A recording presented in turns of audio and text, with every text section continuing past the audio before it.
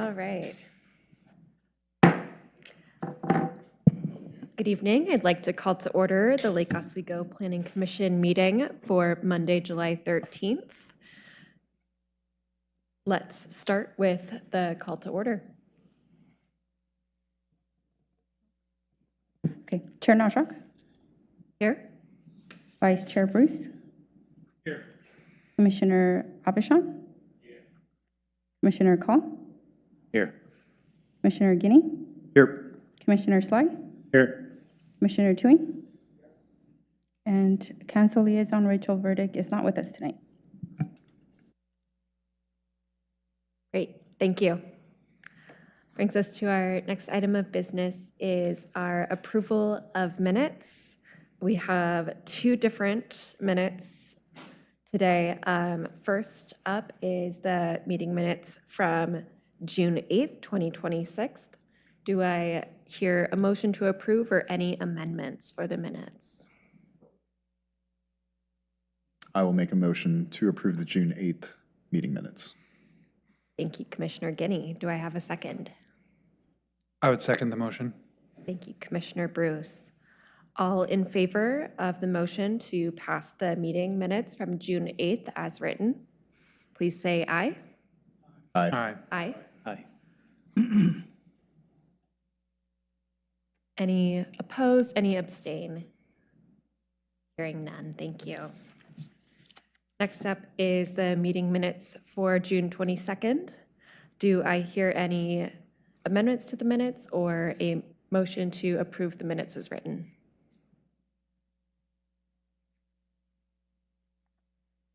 I'd move to approve the minutes as written.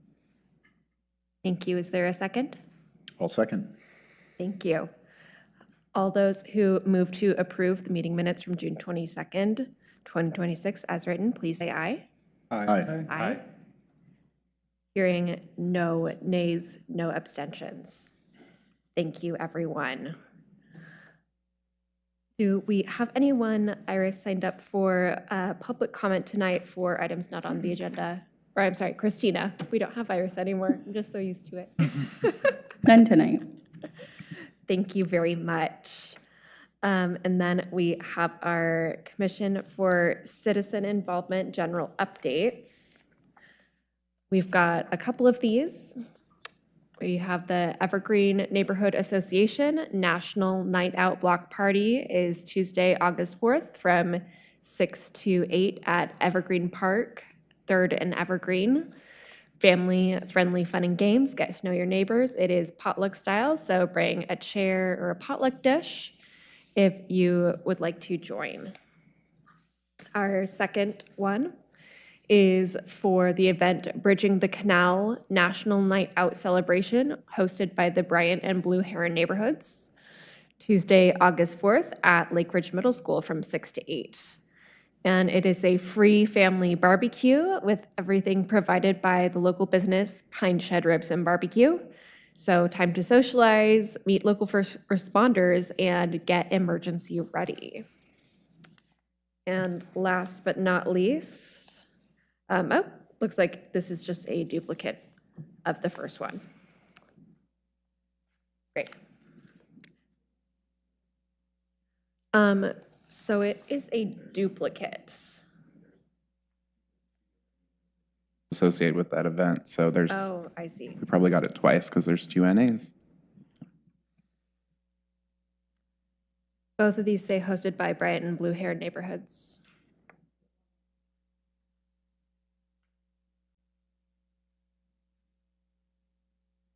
Same location, same time, same yeah. date. Looks like the same. Yeah, night. it's all the same information.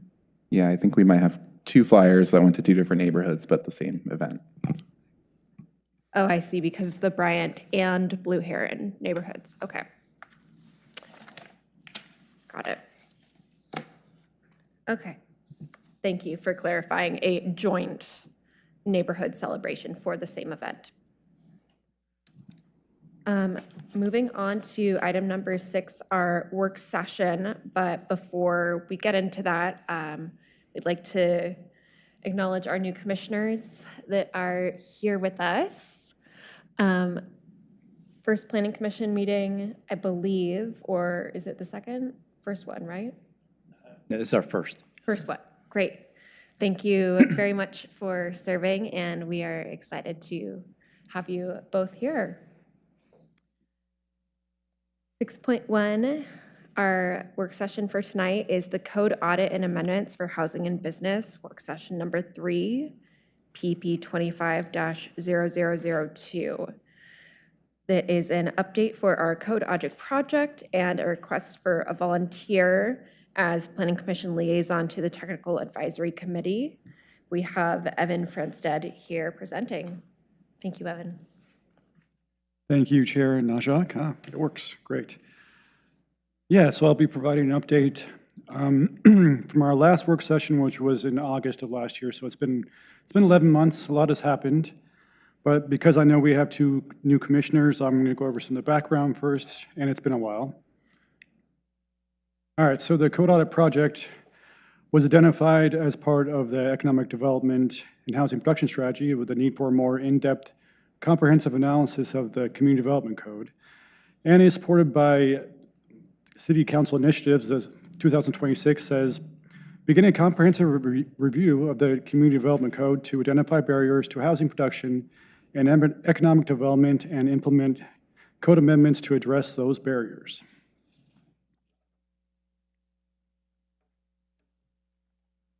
So as part of the Code Audit project, there's also the rezoning for housing project, which I think a lot of you are aware of. Those kind of work in tandem. So in order to address the city's initiative to implement the housing production strategy, a rezoning for housing project will work together with the Code Audit project to increase the supply of housing and address the city's housing needs. The 2 projects also support the city's economic development goals as identified in the economic development strategy, and identifying ways to remove barriers to business growth and provide more housing options for local employees. The purpose of the Code Audit project is to address city regulations and development review processes in the Community Development Code to make housing construction and business development more predictable and efficient. It is focused on identifying unnecessary code barriers and evaluating how permitting can be simplified. The project will also provide recommendations for how regulations can better support housing, ensure compliance with new state housing mandates, and support economic development while maintaining community standards. The rezoning for housing project addresses where housing can grow in our commercial and mixed-use districts to address the land deficit identified by the housing needs analysis. It focuses on where housing should be allowed and how much housing capacity can be supported by the infrastructure. The 2 main objectives are listed there. Is to identify more housing, where housing should grow, and improving the Community Development Code to promote housing construction and business development. So since our last work session, a lot has happened. We applied for a Metro 2040 grant. We received $306,000 in November, and to hire a consultant. That's just for consultant fees, not for staff fees or anything like that. It took a while to get the intergovernmental agreement executed. That was finally signed in February 2026. The request for proposals went out in February. We had 4 proposals that were submitted for the consultants, and staff conducted interviews with the top 2 consultants. Ultimately, a 3J consultant received the highest score and was selected in May. So that leaves us to our project team. So it's myself, the Community Development Director and Long Range Planning Manager here, and 3J Consulting. The project manager is Lee Olligood. And what we're currently working on. So since the project kicked off in May, we're in what we call the initiation phase. The first task is to conduct research and analysis for a background report that will be completed by the end of the month. The background report will clarify key issues and areas of focus that the Code Audit and amendments should address after reviewing the comprehensive plan, housing needs analysis, housing production strategy, and economic development strategy. The background report will also identify conflicts and amendments needing to comply with state law. So all the state mandates that we're required to do in the next couple of years, this project will implement. I guess we'll discuss all those. At this time, 3J Consulting conducted staff interviews. So as staff reviews with planning, building, economic development, and engineering department, as well as representative from the Lake Oswego Chamber of Commerce, to identify key issues that should be addressed as part of the audit. Next step is to conduct interviews with different stakeholders in local housing and business communities and neighborhood groups to gather input regarding the barriers to housing and economic development in the Community Development Code, city processes, and other issues that impact timely, efficient, and predictable permitting.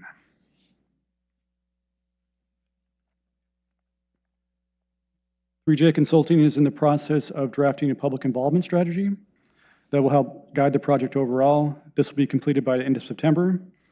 The community engagement process will include open houses, stakeholder interviews, community surveys, and online communications such as social media posts, web updates, press releases. The next PC work session we'll have on this project will be September 28th, and by that time the background report will be done. We'll talk about that. The stakeholder interviews, the summaries will be ready, and the draft public involvement strategy will at least be ready by then. And we'll have more to talk about next time. We'll actually have some documents to give you, and instead of just more of a background, which we have done so far. And we're also in the process of creating a technical advisory committee, which is formed to help direct technical work on the project. So TAC will be comprised of city staff and representatives from the Planning Commission. So one from the Planning Commission, one from the Development Review Commission, one from the City Council, a representative from the Department of Land Conservation and Development, the DLCD, one from Metro, one from Chamber of Commerce, and some representatives from the community development, from people like builders and contractors and things like that. So the first TAC meeting will be in September. They'll be on a recurring basis about every other month or so. There'll be at least 6 of them, but the schedule's not set yet. The last meeting will be in September of 2027 to review the work products and provide input to the project team. So yes, we are requesting a volunteer from the commission. If you want to talk about it, we can. What just happened with the DRC, they just emailed me. So whoever wanted to volunteer, you can just email me, and we'll hopefully get more than one, and we can select that way, and I can just respond via email, and that way no one has to fight it out over a public, online here. Does that sound okay to everybody? Unless you wanted to discuss it. If you have questions for me about what the technical advisory committee entails. Okay. So the overall process, so as I said, we're in the initiation phase now. So the project is 2 phases. So we have the code audit, and then we have to draft code amendments. So we're in the initiation phase now. The next is to perform the code audit. That work will officially start in October. And when the draft audit report is complete, we will take that to City Council, to Planning Commission, the TAC, and the general public. That will list, so the draft audit report in general will list all the specific places in the Community Development Code that will require updates in order to be compliant with the existing state law and those that were recently passed in the legislative session, and an outline of the CDC standards or procedures that have the effect of discouraging housing through unreasonable costs and delays. Identifying specific areas in the CDC that will be streamlined, clarified, and amended for greater effectiveness, including potential zone districts and overlay consolidation, and simplification of the development standards or processes.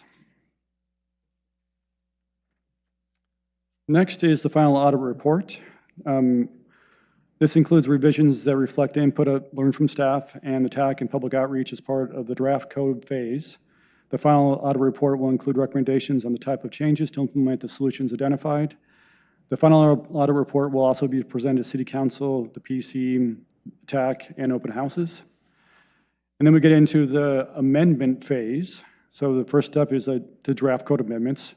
And this reflects the findings and recommendations that are identified in the final audit report. And the consultant and staff will prepare these together. And also this phase will present to City Council, the PC, the TAC. We just keep going. It's like every 3 months, basically, we'll come back to you, is what's going to happen. And the last phase is to adopt the code amendments. So this is very similar to what we do with our annual code amendment process that Ellen here will talk about next. We'll have 1 or 2 work sessions. It hasn't been decided yet. Probably just one, I think. 1 PC work session and a public hearing where we'll make recommendations to the council, and then it goes to city council for final amendment. But hopefully, when all that is said and done, here's the tentative schedule. It will be hopefully the end of 2027 when the final code amendments are passed. It could be maybe January. There's a couple months in there in 2028 for compliance with the metro grant for the audit project. But yeah, our goal is to finish at the end of 2027. And that concludes my update. We're happy to answer any questions, or if you have any discussion we can talk about at this time. Thank you. I've got a question.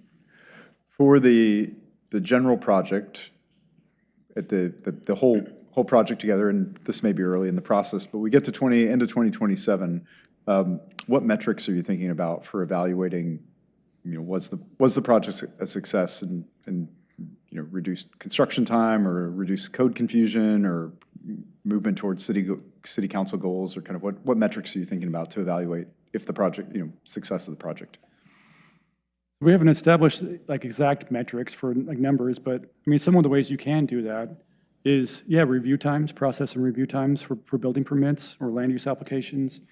I think one thing we'll definitely do is just take the total number of words in the development code now and see if we reduce those.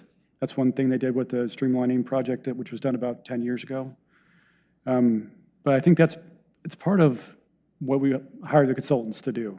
And so they're going to come with the background report, and then the draft audit report will have recommendations, and that should be in there. Like, how do we measure if this project is successful? At least that's what we would expect. Great, thank you. Any further questions before we move on? All right. I would just, I guess, add one thing to what Evan was mentioning, is that we'll actually have to eventually report back to DLCD about our sort of anticipated impact, or what we think the anticipated impact of this action will be on our overall housing goals. And unlike the rezoning, it'll probably be a little bit harder to quantify these changes and their sort of overall impact on our ability to meet our housing needs, but that is something that we are required to do, and we will sort of be tasked with next year. We will ask the consultants to do that, and then hopefully they do a good enough job that it's easy enough for us to regurgitate that back to the state. Yeah, and I would also add that, we're required to report our housing data every year to show how much housing we're producing as a city. When you make code changes, it's not like instantly then everything just starts ramping up. I mean, there's so many complicated, the financing is actually a bigger, and the state of the economy actually has a bigger impact on the amount of housing being built. So we will continue measure from year to year, and after we make the code changes, we'll try to establish some metrics where we can see potentially having reduced timelines for approving housing. That would be a metric that we could look at. And of course, the number of housing units, because that is something we're already tracking and will continue to track in the future. Can you do mind turning on your microphone so people can hear on the recording? I saw at the second foil the objective of the study, but it was very general. It could be more, housing and economic development. To do what exactly with housing and economic development? Can we be a little bit more specific what the objectives of the whole thing is? Yeah, I think, I would just mention, I think that slide we were trying to explain a little bit more high level, because we've been having a hard time just kind of giving that high level explanation. So we're trying to avoid, at least on that slide, getting into the details. But I guess I'd let Evan answer that. If you want me to answer that, I can take a stab though. I mean, the simplest form is to remove the barriers in our code. So I guess if I start from kind of the beginning, so we do annual code amendments, which Ellen will talk about next, every year, which address some low-level things, and it's kind of like to fix some of the code issues we see. But we haven't done a major code rewrite in a long time. It's been over 20 years, really. We did a reorg and we did a streamlining process, but we haven't looked at the code holistically to identify what works and what doesn't. And the core of it, that's what we're going to try to do. We're going to try to identify the things that don't work, the things that maybe are a barrier, prevent some housing from being built, or from businesses going in, from stuff like that. And that's what the consultants are tasked to do. How we do that, I think there's different ways to do that. But overall, it's just really to take a holistic look at the code for the first time in a long time. So again, I'm sorry, being first time. Again, we reviewing the codes, okay, if it ain't broke, break it. I buy into that philosophy. But what for? Why are we reviewing the code? Well, I think, I can speak to a number of things. I think, as Evan mentioned in the earlier slides, this was originally identified as part of a council effort related to economic development. So there was an identified issue where, folks were having either, long permitting processes that were, a hindrance to their project, or they complained about the permitting processes being too complex, the code being too complex in particular. So that was identified in particular as a barrier to business development. Of course, businesses come in and do housing development as well. But there was an ask, I think, at that point to do that broader look, and it was pretty open-ended. I think we hear a lot about the code being complex here in Lake Oswego and not necessarily friendly to development. And so this is something we've been hearing a lot throughout the years. We have identified a number of different things that could sort of be streamlined, but that's something that we try to do internally through this more annual process. It's always good to have a consultant in and actually take a look at the code and recommend to us, hey, you're trying to attack this way. Other cities might take a different approach that's more streamlined that we could implement instead. So really trying to get that outside perspective as opposed to just our inside kind of, in the weeds maintenance type of amendments that we usually come up with. But so anyway, I guess first thing is that it was really to economic development. That was kind of in the on the back burner for a bit because it was a large project.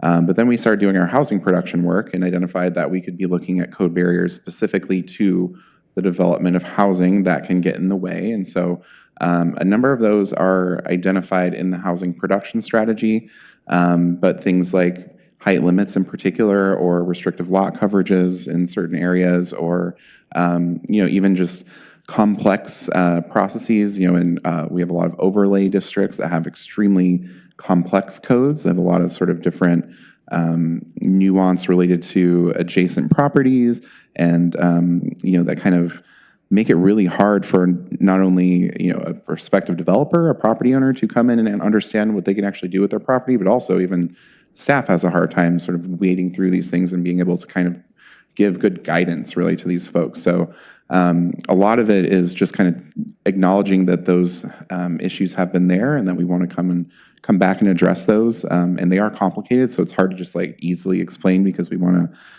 approach this for a number of different, from a number of different angles. But yeah, I think really that's intended to simplify something that we've long acknowledged is very complicated and has only gotten really more complicated, I would say, over time. So. And I think I can make a very simple example of what we're trying to accomplish here.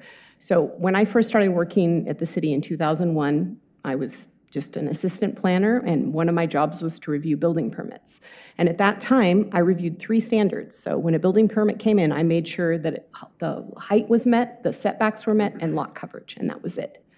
Now, we're here in 2026, and over time, we have adopted more and more standards to the code, and many for good reason. I'm not suggesting we need to go back to 3 standards. However, now we have a 6-page checklist and it's front and back, and it's dense when you look at it. I mean, it's really quite impressive when you see it in terms of the detail and the amount of work that goes into reviewing all of these permits. And we have one staff person that their only job is to review building permits. And when I was here, that was my job, I did that plus 5 other things were my primary duties. So you can see our code has just gotten a lot of complexity over time. So this is a comprehensive review to look at that complexity, see where we can cut back on things that are really not achieving what we're trying to achieve, but still maintaining our community values, because we recognize that these standards are important and they're there for a reason. but there's probably some fat we can cut from there. And that's going to help reduce costs in terms of the complexity for those who are building housing, and also reduce timelines for review, and that can be really killers to projects. We always hear from our builders and developers that time is money, and the longer it takes to go through these process, the more expensive it is to build housing and the more uncertainty that they have. So those are sort of the primary things we want to address. But I'm sorry, you were going to say something else as well. I guess I'm saying, everything I've heard, it's all about improving the codes, making them more efficient. But we're presenting it as housing and economic development program. So I suppose the objective is to provide more and better priced housing opportunities and improve economic development. And one of the avenues we have, or obstacles for those two, we have found the inefficiency of the codes, and this is to address that. So are we going to do other things toward those two objectives, or this is?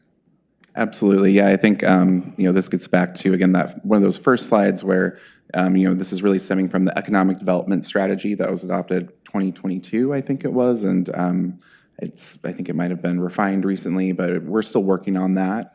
But there are a number of strategies in our economic development strategy. It's not just one strategy, right?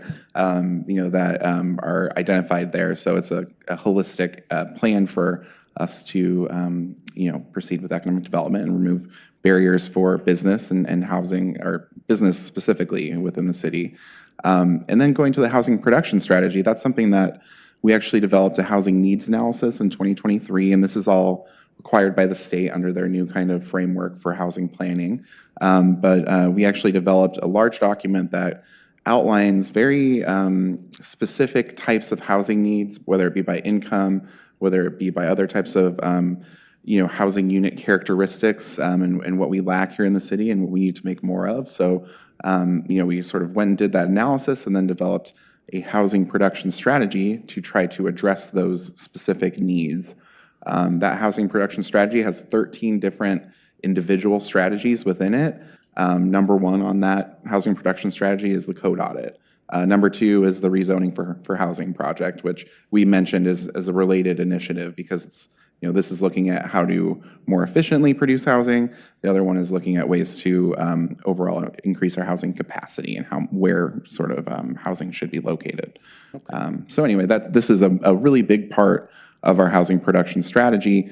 I think we still haven't identified all the different ways that it could remove barriers, but that's kind of part of what the consultant is here to do. Similarly, the same goes for the economic development. Absolutely, yeah. And I think, I'm more of an expert on the HPS because I worked on those, but hopefully somebody else can talk a little bit more about the economic development strategy as well. But lots of other approaches that we're taking there. This is just one opportunity to make a difference when it comes to business activity and businesses being able to operate here in the city. Thank you. Do you reach out to the different neighborhood associations of Lake Oswego as you're going through a process? Absolutely, yeah. We are in frequent contact with them. We email that list of NA chairs on a very regular basis, including for all of our planning commission meetings and all of our task force meetings and all the different sort of steps of these projects that we take. Yeah, as I was mentioning in my presentation, so the next step is to conduct like focus groups and stakeholder interviews, and the neighborhood chairs will be a part of that, and neighborhood representatives, maybe like HOA people. We haven't solidified that list yet, but yeah, that's the next step, is to reach out to them. We also have multiple open houses that they can participate in, and there's multiple steps where people can comment and participate. And staff will be bringing the public involvement strategy to the commission for comment before finalizing it this fall. Mm-hmm. Yeah, that's correct. So you will have an opportunity to weigh on it. But yeah, public input is an incredibly important part of this, including vetting out some of the concepts before we make changes to the code. And this commission will play an incredibly important role. We're going to come to you and for a lot of that feedback and before we make any proposed recommendations to change the code. I think this will all make more sense in our next work session in September, because we'll actually have documents to give you. We'll have the background report, which will say why we need to do this and more like what needs to be fixed. It'll become more evident as time goes on with the project. Right now, it's more theoretical, I guess, but more to come, I think is what I'm trying to say.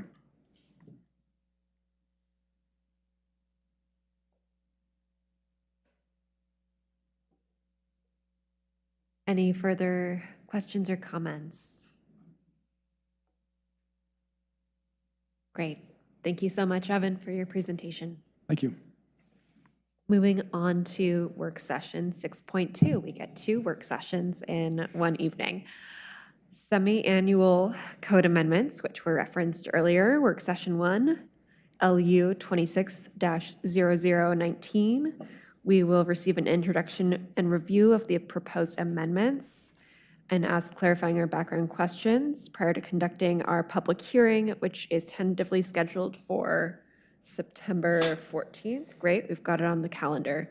Staff coordinator is Ellen Davis, senior planner. Thank you, Ellen. Thank you. Good evening, commissioners. My name is Ellen Davis. I am a senior planner for the city.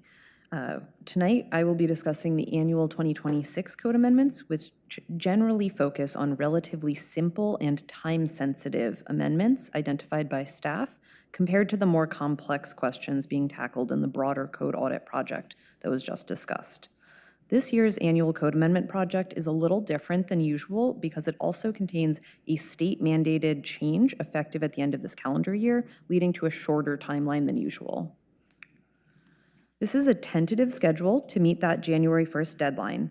Following this schedule, the next time we would meet for this project would be a public hearing in September, followed by adoption of findings, which will include a recommendation to the City Council to approve, modify, or deny the proposed amendments. The package would then move to a City Council public hearing in November. When the City Council adopts an ordinance, it is effective after 30 days, or the Council could establish a date certain, such as January 1, 2027 in this case. This schedule can change if we need to shift things around to allow for another work session, for example, but this is the general framework that we're following for now.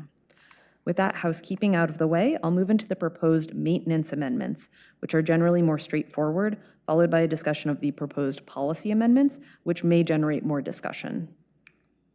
I'm going to go through the maintenance amendments one by one, and I will pause for questions at the end of this group before jumping into the policy items. The first item on the list is going to be removal of a section of code that was added during the COVID-19 pandemic to allow construction of covered outdoor restaurant seating. This allowance hasn't been used a single time and specifically references the COVID-19 pandemic. Item 2 would remove conflicts between a requirement in 3 of our design districts that currently require an 18-inch minimum eave depth for townhouses. This conflicts with the building code's 12-inch maximum that is the allowed eave depth for townhouses that share a common wall. So just removing conflicts between our code and the building code. Item number 3 would clarify that accessory structures like storage buildings are not required to provide a primary entrance and that walkways to an accessory structure's entrance are not required in the Southwest Overlay District. Item number 4 would clarify that the Sensitive Lands Code's progressive mitigation steps apply to impacts or intrusion into any portion of a riparian protection district, including the protected riparian area, which is already part of the district's definition. Item 5, staff has consistently allowed projections into both the street front and the street side yard setback plane for corner lots. This amendment would clarify that projections into both types of street setback plane are allowed. Item 6 has been withdrawn. We'll be keeping the existing language as is for our 6 front porch railings. For item 7, this proposal will improve the legibility of the list of applicable zones and clarify that garage appearance and location standards are limited to single-family and middle housing residential uses.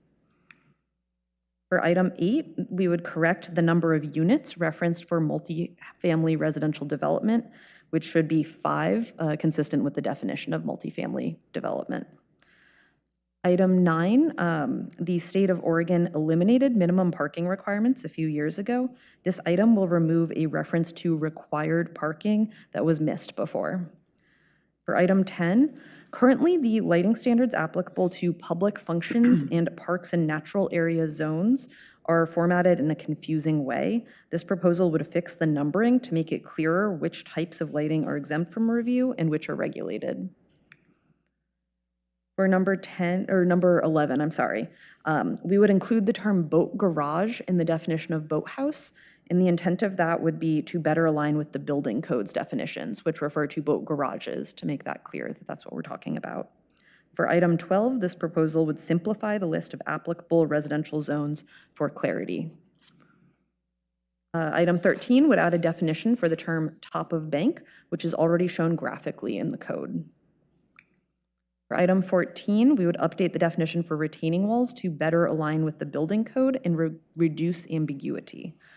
That's the end of those maintenance amendments. I'm going to pause here for any questions or clarification on anything I've discussed so far before we move on to policy items. Any questions? COVID time. Could you use the microphone, Oh, yeah, please? yeah, I'm sorry. The COVID time code additions to the outside seating, if it is working, why are we changing? I mean, That code section actually hasn't been used. It hasn't been implemented a single time by a single hasn't? business since it was put into place.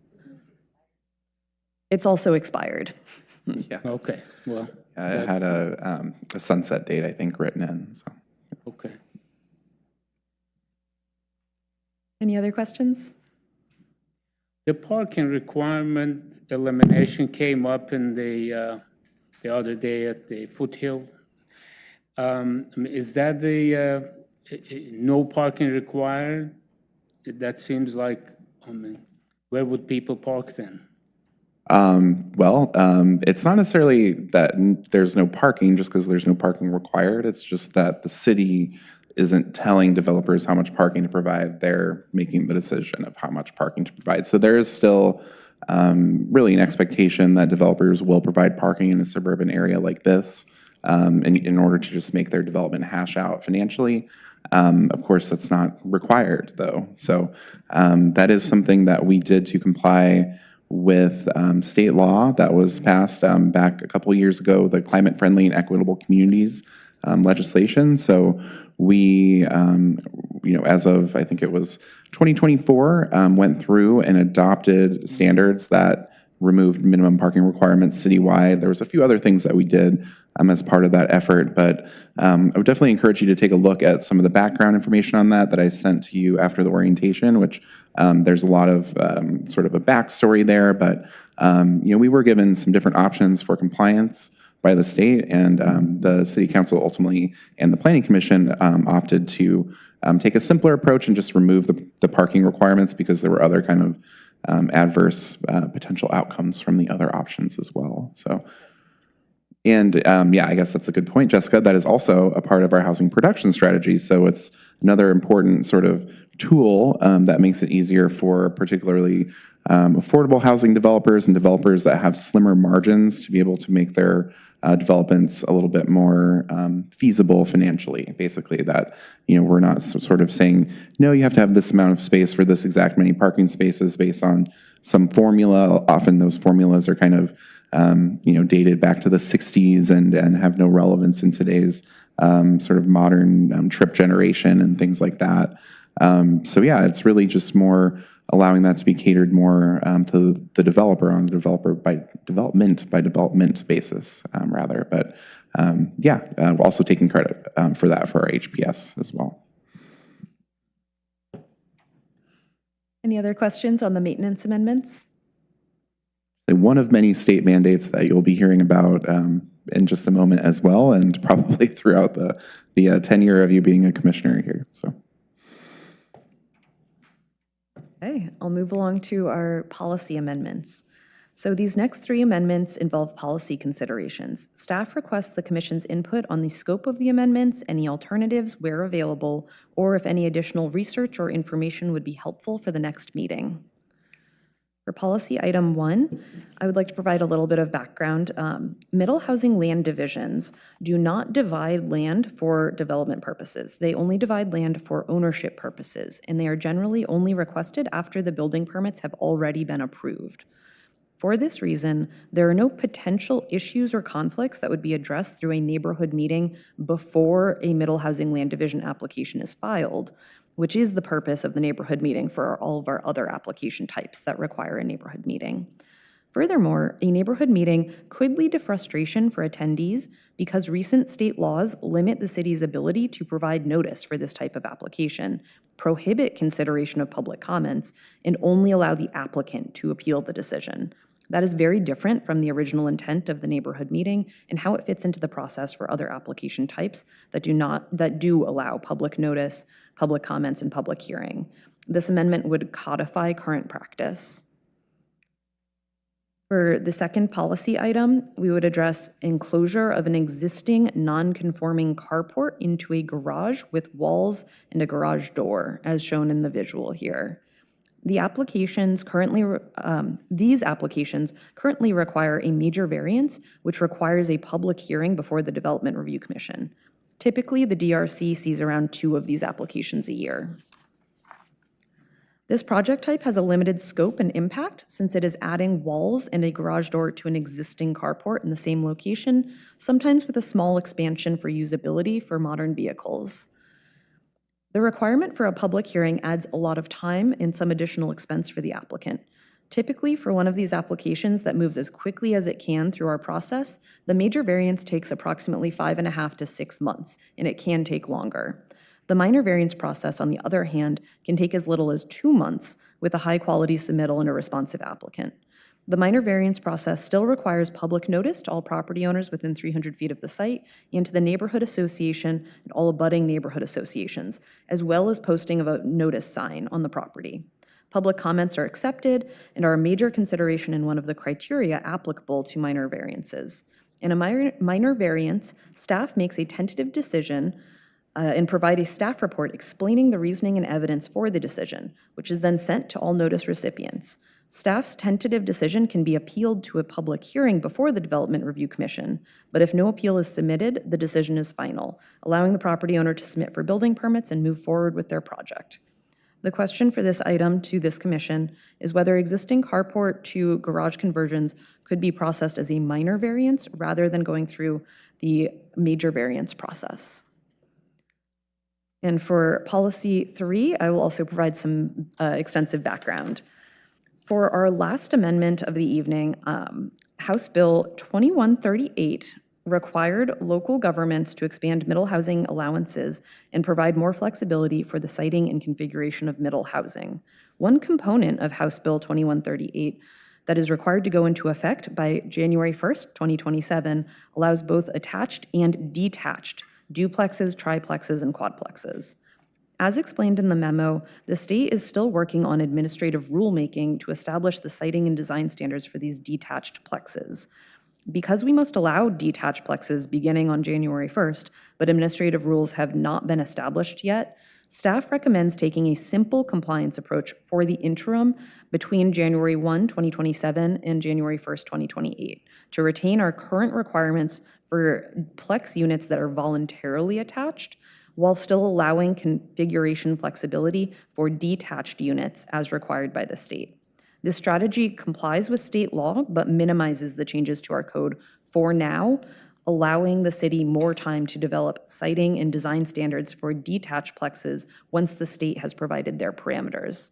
I will note that there may be other related minor code changes that may be included for the Commission's consideration as part of this project. We haven't identified any of those at this time. There are also other items related to compliance with state laws that become effective January 1st, 2027, such as bonus requirements for accessible or affordable units that will be applied directly through the ORS for the next year while the broader code audit project continues. And I will ask that you please provide feedback for preparation of the public hearing draft on the proposed code amendments, including any research or other information that will assist in review and consideration of these amendments. But that is the end of my presentation. Thank you. I'm ready for any questions or feedback. And I just wanted to add really quick, Ellen, that on the question of like other things that we have to do to comply with House Bill 2138, I am going to be presenting you all with an update at our next meeting, the second meeting in July, about the various ways we intend to comply with that bill. So I can give you a lot more background at our next meeting on what's in there and what all we're planning to do to comply. But happy to answer any questions that you might have right now as well.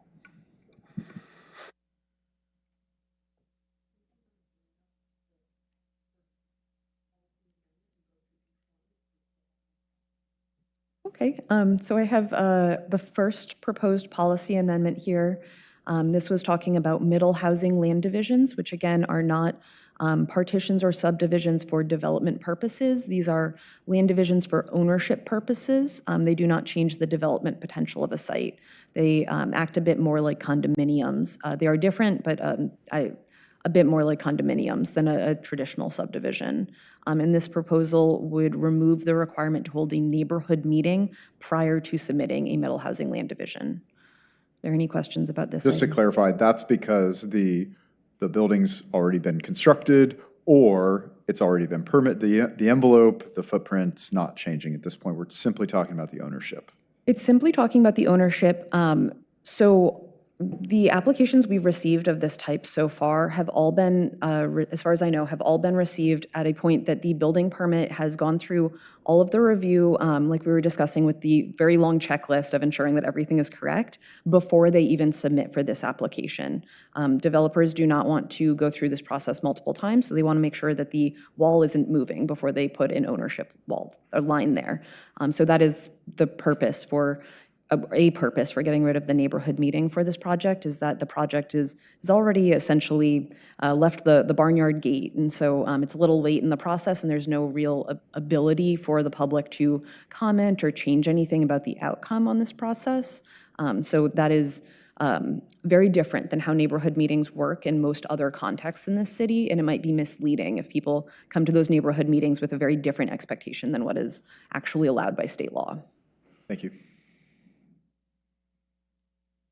I just, as a reminder, these types of middle housing, just middle housing entails duplexes, triplexes, quadplexes, cottage clusters, and townhouses. They're all allowed as of right, basically. You are allowed to construct those without going through a special land use approval, but you would need a land use approval, what we call a middle housing land division, if you wanted to separate the units just for individual sale, as Ellen has been explaining. There's no sort of, it's most similar to a condo division, but it has to go through the city, and so there's a different process involved. So we're attempting to streamline it, just given that it is really not about sort of the built form. That the question is less about that and more about ownership, where the property line is going to go, et cetera. Okay, any more discussion on this one, or should I move on? Okay, I will move on. Item number 2, for enclosure of an existing non-conforming carport. As I had mentioned before, we do get about 2 of these per year on average at the Development Review Commission. The example that I have shown here is a project that I did last year. So we have an existing non-conforming carport that would not be allowed today, but has existed. It was built prior to today's standards. And in order to enclose that existing carport, to turn it into a garage, every applicant who wants to do that has to go through a major variance process, which does have a much longer time frame. It's required to go to a public hearing. It has a slightly higher cost. But considering that these types of applications are taking an existing structure that is already used for vehicle parking that already exists, and essentially they are just adding a garage door, adding walls, in some cases expanding the existing carport. Again, these carports were typically constructed a long time ago, so they don't necessarily meet today's standards. This is also one of my projects I took to the Development Review Commission earlier this year. In this case, the carport was expanded by 4 feet in width, and a garage door was added on the front in order to actually truly fit 2 cars in it comfortably and be able to open the car doors without dinging your car doors inside of your garage. So that is the scope of this type of application, where we're taking an existing carport and converting it to an enclosed garage, which is why staff has identified this as a potential code amendment to look into a minor variance process, which again still allows public involvement, public input. The staff decision can be appealed to a public hearing, but is not required to go to a public hearing from the start. So the difference between major and minor requirement, you do whatever you want with the existing infrastructure. Major would be expanding, adding additional infrastructure. What would make it major? So in this case, we haven't come up with a very specific proposal yet, but I think I at least was envisioning allowing small expansions of an existing footprint to still go under a minor variance track. If we do move forward with this amendment, if the commission is interested, a major variance would be if you want to construct an entirely new garage that is located in front of the main house, which is not currently allowed by today's garage appearance and location standards. So that could be an example of a major variance that would have to go to a public hearing, as opposed to if you have an existing structure that you're just enclosing. So the example you use, expanding by 2 feet, that would be a minor. I would propose that would be a minor variance in this scenario. That's the kind of feedback that we would like to hear from the commission, that maybe we need to establish clear parameters, because we haven't come to you with any code concepts. This is right now just a, should we tackle this? And if so, what kind of code concepts would you like us to bring forward? Because I agree, probably if you expand it by 50%, that's probably not a minor variance material. But if you have some feedback or guidance on what you think staff should focus on, that would be helpful to us. And that is, somewhat of a similar metric that we use for other minor variances is, expansion by a certain percentage. Is it 15% that we use? I always 20% usually. Yeah, so that's kind of a standard that we have. So if it's beyond 20%, then it's no longer minor for expansion of various structures, or, I don't know, when it comes to, variances to setbacks, it's more complicated than that, but that is something that we use for that sort of threshold between minor and major. So, would this commission be interested in something like a 20% cutoff for the minor variance process, similar to some of our other minor variances that we already have in place for setbacks or things like that, just to make sure that there's a clear line of what would be a minor variance process as opposed to a major variance process? Well, that will be defined as we go forward, yeah. Yes. Okay, I saw some heads nodding, so I'll move forward in that direction. Thank you. No comment. We'll just assume general agreement. So if you feel differently, please let your voice be heard. Yeah, I support moving this to the minor variance. Just to our DRC has a lot on their plates at times, and being able to lighten their load where we can, I think, is valuable. Thank you. Thank you. Okay, and the last item is one of the bigger items, but this gave a lot of background, but this is ultimately a requirement that we need to allow detached plexes by January 1st. There is no way to avoid that. So in preparation for that, because we have this broader code audit project going on that we do expect to be finished ideally by the end of 2027, this is kind of a stopgap measure to make as few changes as possible to our existing code to allow detached plexes, but keep everything that we currently have for attached plexes. And this is just more of a Band-Aid amendment to get us through that 1 year while the state finishes their rulemaking process so that we know what siting and design requirements we're even allowed to place on detached plexes before we go down that pathway of really getting into the weeds of exactly what these look like. This is more of as little change as possible to get us by until we have a more comprehensive change in place. I don't know if Eric, if you wanted to add anything to that, or I would just say, as Ellen mentioned, there is, another sort of parallel rulemaking process. It's a bit of a different, or it's a bit of a difficult, rather, timing scenario that the state has placed us in, where we have to comply with this sort of base provision of allowing these types of structures by January 1st, 2027. But they're not going to do rulemaking that establishes what the siting and design standards are going to be until January 1st of 2028. So that is going to be quite complicated for us. Hopefully we'll get some sort of advance notice about what that could look like. I think, there's there is a likelihood, or at least a possibility, that we don't even have the answers before the code audit project might be finished. So it might have to kind of spin off at some point. But for the most part, we are hoping to get the guidance that we need at some point from the state. But the way that the bill was structured is actually in the bill itself what these deadlines would be. And so that's been a question that we've had since the very beginning, is like, what are you hoping to accomplish with this sort of phasing of how we unveil these requirements?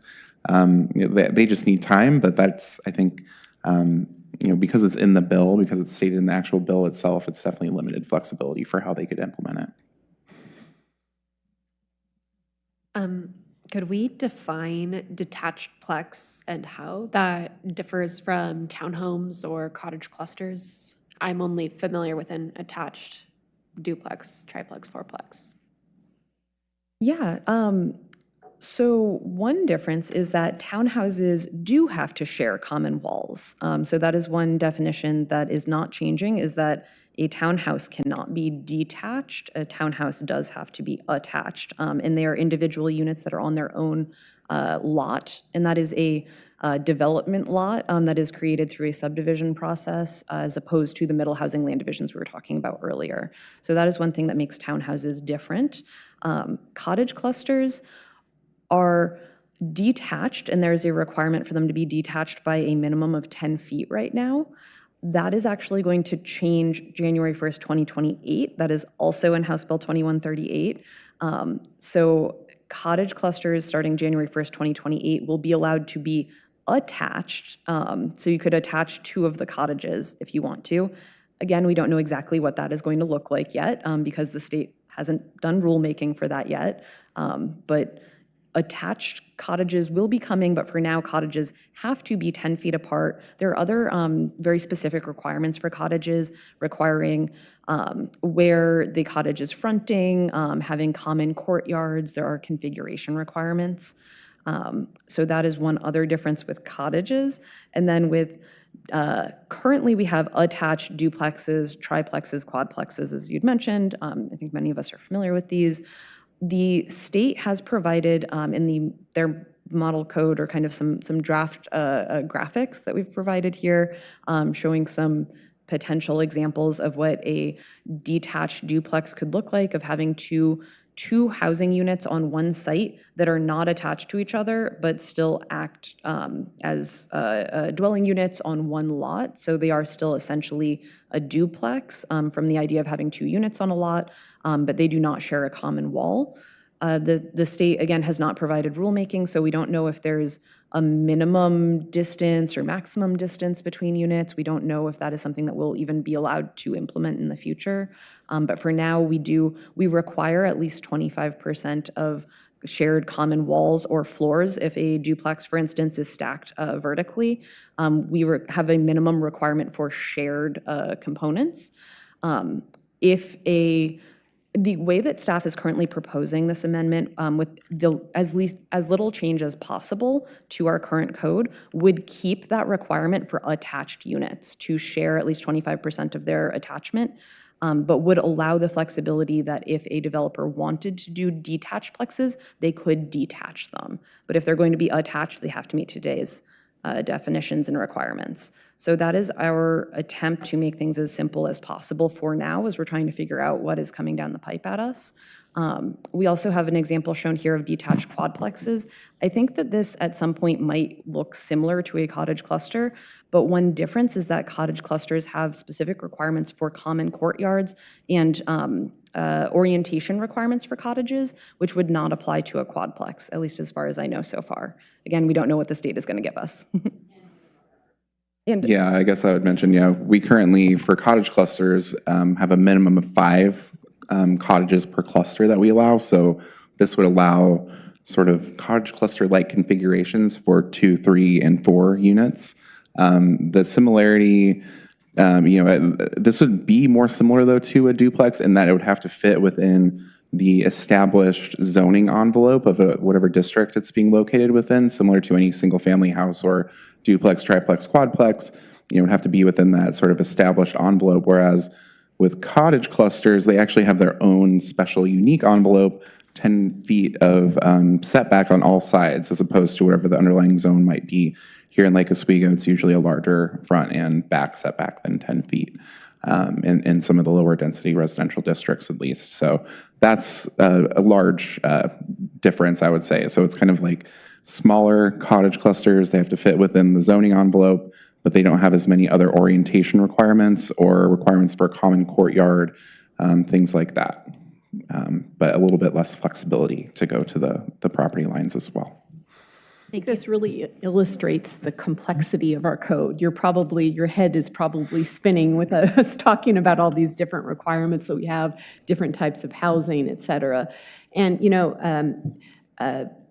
Eric is going to be providing an update, he mentioned to you, on our state housing requirements. And it's very complicated. And the problem that's happened over the last couple of years is that they implement some legislation, we start working on it, and then the next legislation session, they introduce something that affects the prior one that we're still working on. And so our strategy here is to make the minimum amount of changes that we can that's required by law, knowing that there's more coming down the pipeline. And we just don't want to create more problems later by trying to change more of the code, which is why we're trying to take a minimalist approach here.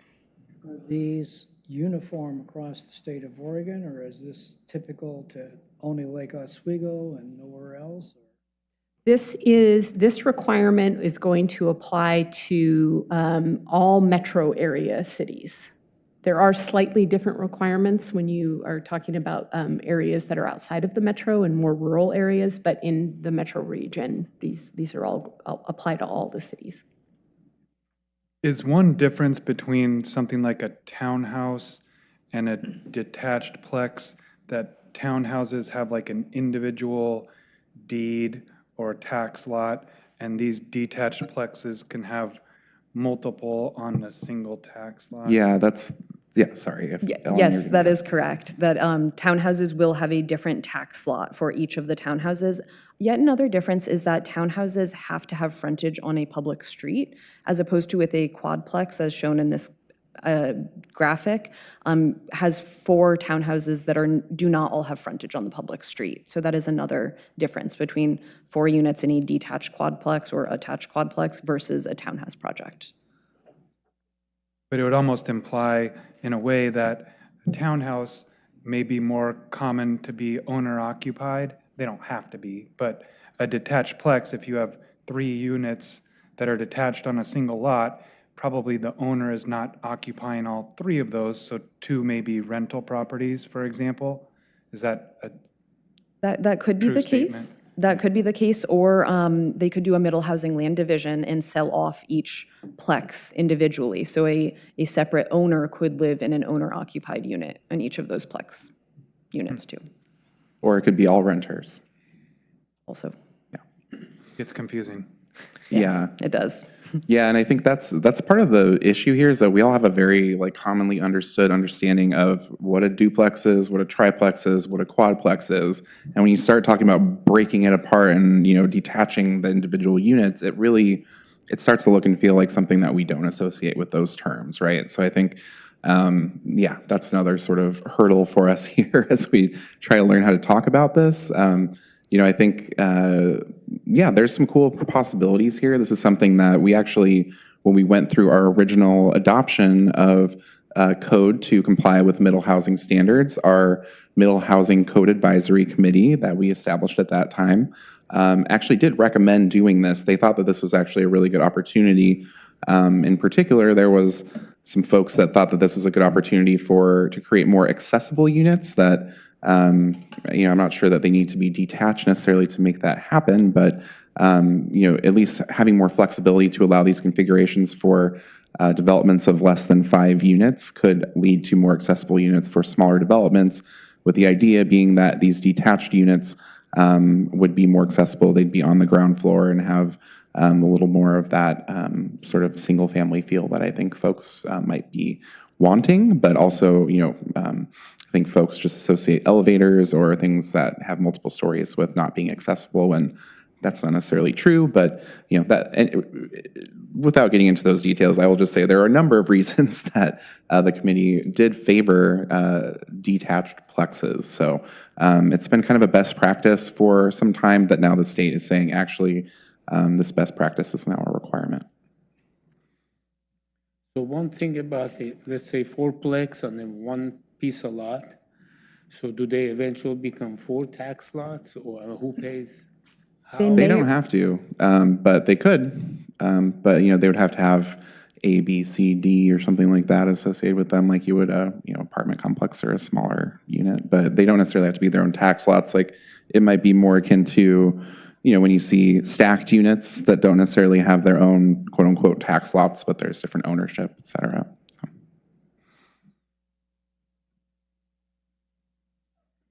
That was my big question for the night, and Ellen answered it, and then Eric promised to answer more of it at a future meeting. But yeah, for the policy amendments that are driven by state law, where does the city have flexibility, local discretion, or where are we just implementing mandatory requirements in the context of the Band-Aid of the fact that this is still very much a work in progress? And so, yeah, thanks for the conversation on this. Thank you. Yeah, definitely going to have the opportunity to discuss that more, but if you have any, interim questions, happy to address those too.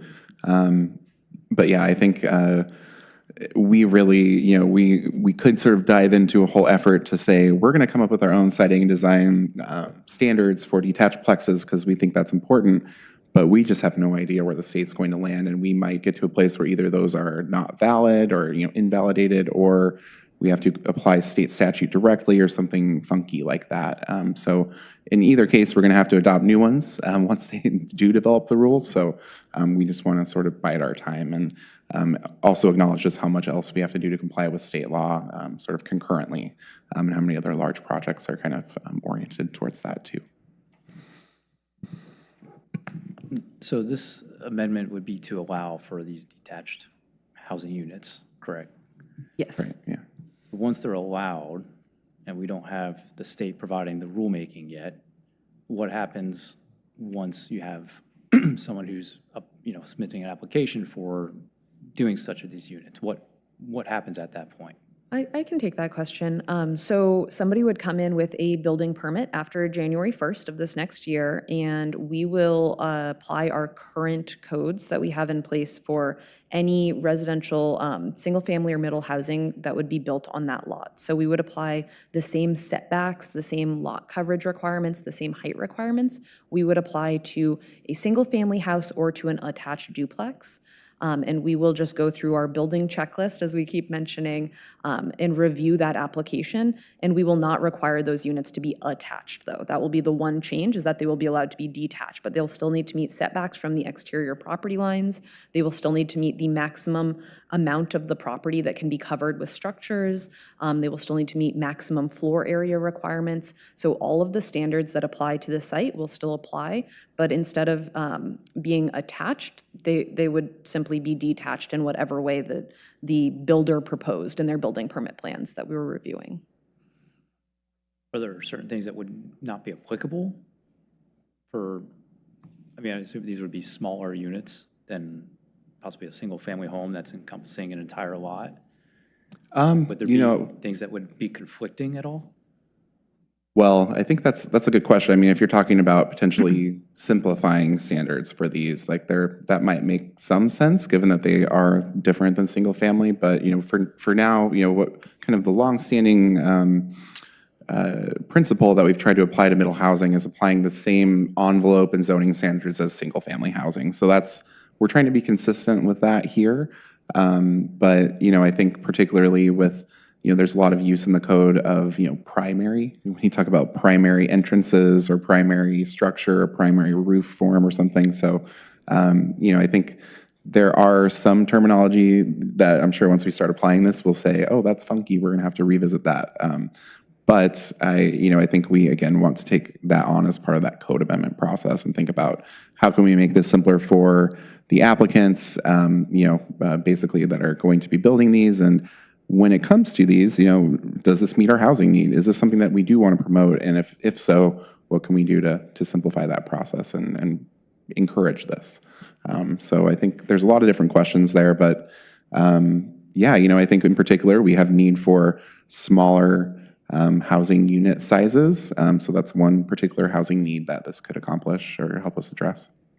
And I'll also mention if there are any specific issues with the code that we run into between now and September that I'm like, hey, we really need to address this one thing, I might bring that back and put that in the code amendment package for this next round. If there is anything that's a really specific fix that we can identify and have that ready to go.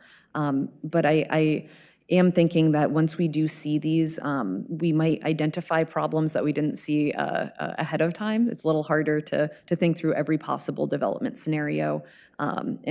Sometimes we don't, sometimes it's when the rubber meets the road is when we really see how something works or doesn't work in a configuration that we didn't even think about before. So if we do identify any changes that we can make ahead of time, I'll bring those to the next public hearing. But if we don't identify any of those issues, I think we'll do our best to muddle through together with the developer and with help from the state of Oregon has an office that can assist us with some of those questions if they can. But I think we'll all just do our best, and hopefully that will lead to a better long-term code solution once we know what that looks like for these detached plexes. It's interesting, I've heard folks that are really supportive of this idea, and then there's other folks that think it's so similar to single family and it's kind of like cheating or something. But one thing that we are seeing very, very strongly, and there's studies that kind of show this, is that middle housing developers are really still trying to create products that kind of look like single family housing, just smaller. So this is something that they are asking for and want to be constructing. So to the extent that that's consistent with our neighborhood character, that could be something that actually fits in quite well here in Lake Oswego and does help meet our housing goals. But yeah, it is something that, I think DLCD wanted to do to respond to that, whatever the market is pushing, for whatever reason the market is pushing in that direction. And so they wanted to be responsive. Thank you very much. Any further questions? All right, Ellen, thank you for the presentation. Item number 7, other business. If anyone has any open items.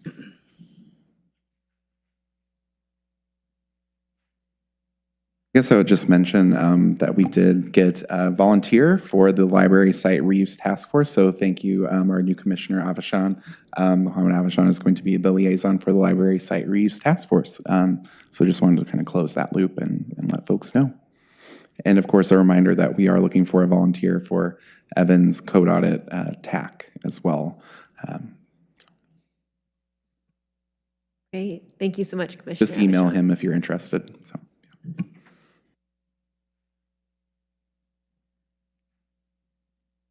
All right, anyone else for new business? Okay, seeing none, item 8, schedule review. All right, so had a little bit of a last minute change here. So you received schedules with today's date that were created very shortly before the meeting here. So a few changes. Obviously, we held our meeting today on the 13th, but our second meeting in July, I'm still planning to give you all that update as I discussed earlier on just the overall sort of framework for House Bill 2138 and what we need to comply with and how that relates to our housing production strategy work.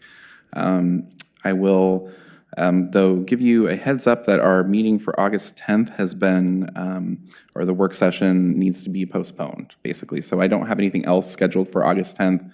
We may have to have an August recess similar to what the City Council does. But I am leaving that at least open in case something pops up, but I'm assuming that we'll probably have to cancel that. and we will be canceling the meeting on August 24th as well. So looking like an August recess for the commission, but we have a very, very busy fall, as you can see here, with a hearing. That would be our first meeting in September, on September 14th for Ellen's Code Amendment project. So that should be a good enough update for us all, but I will keep you, of course, updated on the 10th, and we'll confirm whether we are holding a meeting as soon as I can. Great. Thank you so much. With that, we are adjourned. Thank you, everyone. Thank you.